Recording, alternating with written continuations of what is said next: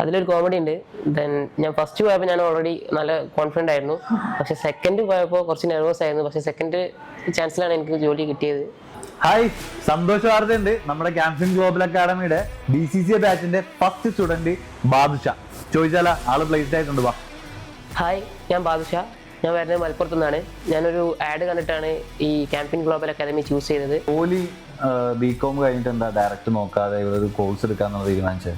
BCom അറിയാലോ, എല്ലാവർക്കും അറിയാം. പ്രാക്ടിക്കൽ നോളജ് കുറവായിരിക്കും, തിയററ്റിക്കൽ നോളജ് ഉള്ളി ഉണ്ടാവുള്ളൂ.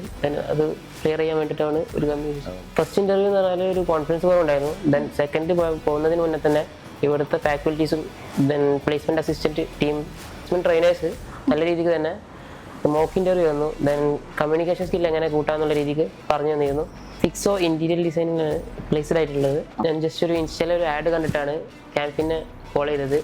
ദെൻ ഞാനിവിടെ വരുമ്പോൾ ഒരു BCom ഗ്രാജുവേറ്റഡ് ആയിട്ടുള്ള ഒരു വ്യക്തിയായിരുന്നു. ദെൻ ഇവിടെ നിന്ന് ഞാൻ ചെയ്തത് അക്കൗണ്ടിങ് കോഴ്സാണ് DCCA.